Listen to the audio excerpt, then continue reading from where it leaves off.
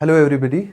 सो बहुत दफ़ा एक क्वेश्चन आता है मेरे पास कि करंट अफेयर्स का इंपॉर्टेंस कितना है सिविल सर्विसेज के एग्जाम में और करंट अफेयर्स के नोट्स कैसे बनाए जाए। ठीक है, तो गौर से सुनना, अगले 1-2 मिनट में मैं आपको पूरा बता दूंगा करंट अफेयर्स का क्या इंपॉर्टेंस है सिविल सर्विसेज के एग्जाम में और करंट अफेयर्स का नोट्स कैसे बनाया जाना चाहिए। ठीक है, सबसे पहले ये समझो कि बेसिक्स आज की डेट में किसको नहीं पता। कौन एनसीईआरटी नहीं पढ़ता, कौन बेसिक बुक्स नहीं पढ़ता, हर कोई कर रहा है। ठीक है, सेलेक्टेड और नॉन सेलेक्टेड कैंडिडेट्स में करंट अफेयर्स की कमांड जो है वो डिफरेंशिएटिंग पॉइंट है। ठीक है, इसलिए ये याद रखना कि करंट अफेयर्स जो है वो है juggler when of the exam. Juggler when of the exam, वो क्यों juggler when of the exam है? क्योंकि आपको हर एक चीज का करंट अफेयर्स से रिलेटेड मेंस में क्वेश्चन आ रहे हैं।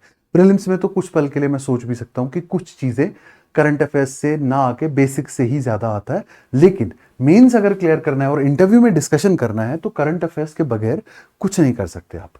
फिर आप, बहुत सारे बच्चे ये पूछते हैं कि सर करंट अफेयर्स के लिए, एक बार मेरे पास एक बच्चा आया, कह रहा है सर मैं योजना भी पढ़ रहा हूं, कह रहा है मैं सर फ्रंटलाइन भी पढ़ रहा हूं, और कह रहा है सर मैं प्रतियोगिता दर्पण भी पढ़ रहा हूं, और सर इसके अलावा मैं डेली न्यूज़पेपर पढ़ रहा हूं। ठीक है, और कह रहा है मुझे कि सर इसके अलावा कुछ करने की जरूरत है। तो मैंने उससे कहा कि तुम ऑलरेडी करंट अफेयर्स में कुछ भी नहीं कर रहे हो। क्यों? क्योंकि जब तुम इतना कुछ कह रहे हो कि सर मैं ये भी कर रहा हूं, ये भी कर रहा हूं, ये भी कर रहा हूं, तो इसका मतलब ना तुम इसके साथ जस्टिस कर रहे हो, ना तुम इसके साथ जस्टिस कर रहे हो, ना इसके साथ और ना इसके साथ। ठीक है, पहली चीज याद रखना, जो बच्चा न्यूज़पेपर सही से पढ़ता है, एक कोई अच्छा न्यूज़पेपर पढ़ता है सही से, वो जिंदगी में कभी करंट अफेयर्स में मार नहीं खा सकता। ये मेरी बात याद रखना। ठीक है, ये आर्टिकल्स क्या होते हैं, इसमें वही चीज आती है जो न्यूज़पेपर में बहुत एक्सटेंसिवली डिस्कस हुई होती है। कोई एक आधा आर्टिकल यहां पे भी उसी से रिलेटेड चीज में आएगा। ठीक है, तो बेटर ये है कि मैगजीन्स, प्रतियोगिता दर्पण, ये सारी चीजें छोड़ के सिर्फ न्यूज़पेपर पे फोकस करो। अब बच्चे पूछते हैं सर न्यूज़पेपर कौन सा, इंडियन एक्सप्रेस या द हिंदू? तो मेरा ये मानना है कि दोनों न्यूज़पेपर बहुत अच्छे हैं, लेकिन मुझे द हिंदू पर्सनली ज्यादा अच्छा लगता है, लेकिन वो थोड़ा ज्यादा क्रिटिकल ओरिएंटेड थोड़ा ज्यादा हो जाता है। तो बेसिक फीचर्स आप खुद पढ़ो किसी भी चीज के, और फिर क्रिटिकल पॉइंट्स द हिंदू से पढ़ो। ठीक है, तो अगर आप लैंग्वेज से थोड़ा डिफिकल्ट लैंग्वेज आपको समझ में नहीं आती तो Indian Express is also good, लेकिन Indian Express sometimes writes too much. Okay, opinions are very personal. ठीक हो गया, ये पॉइंट्स हो गए। ठीक है, दूसरा पॉइंट ये है कि सर करंट अफेयर्स में हमको नोट्स बनाने चाहिए या नोट्स नहीं बनाने चाहिए। ठीक है, ये आप पे डिपेंड है। ठीक है, अगर आप चीजें याद कर सकते हो, जो कि बड़ा रेयर पॉसिबिलिटी है कि आपने साल पहले न्यूज़पेपर में कोई चीज पढ़ी है और वो आप आज भी याद रखोगे, तो डेफिनेटली इंपॉर्टेंट पॉइंट्स के आपको नोट्स हमेशा बनाने चाहिए। ठीक है, लेकिन इंपॉर्टेंट पॉइंट्स कौन है, उसके लिए आपको पता होना चाहिए सबसे पहले कि इंपॉर्टेंट आर्टिकल्स कौन से आए। ठीक है, अब इंपॉर्टेंट आर्टिकल्स कैसे पता चलते हैं न्यूज़पेपर में? इंपॉर्टेंट आर्टिकल्स हमेशा न्यूज़पेपर में एक चीज से पता चलते हैं, जब आपको आपका सिलेबस सही से याद हो। अगर आपको आपका सिलेबस सही से याद हो तो आप सिलेबस को माइंड में रख के आप खुद ही डिटरमाइन कर पाओगे कि कौन से पेपर में कौन सा आर्टिकल सेट हो रहा है, which news relates to which paper. अब कहीं जगह पे एक्सीडेंट में किसी की मौत हो गई, वो किसी भी सिलेबस के क्वेश्चन पेपर से नहीं रिलेट करता, लेकिन आपका मनरेगा रिप्लेस हो गया विकसित भारत गारंटी फॉर रोजगार आजीविका मिशन ग्रामीण से, तो ये आपका डेफिनेटली पेपर 3 से रिलेट करता है और करंट अफेयर्स तो है ही है। ठीक है, उसके बाद क्लाइमेट चेंज की कोई कॉन्फ्रेंस हुई, COP29 हुआ, उसमें कोई मेजर डिसीजन है, नेचुरल सी बात है, आपको इकोलॉजी और एनवायरनमेंट के पेपर के लिए इंपॉर्टेंट है। ठीक है, तो सिलेबस सबसे पहले याद करो और प्रीवियस ईयर क्वेश्चन का ट्रेंड देख लो, तो आपको खुद ब खुद आइडिया हो जाएगा कि इंपॉर्टेंट आर्टिकल्स कौन से हैं। लेकिन ये सिर्फ प्रैक्टिस से आता है। 2-4 महीने लगातार जब न्यूज़पेपर पढ़ोगे, आपको खुद समझ में आने लगेगा मुझे कौन सा आर्टिकल पढ़ना है, कौन सा आर्टिकल छोड़ना है।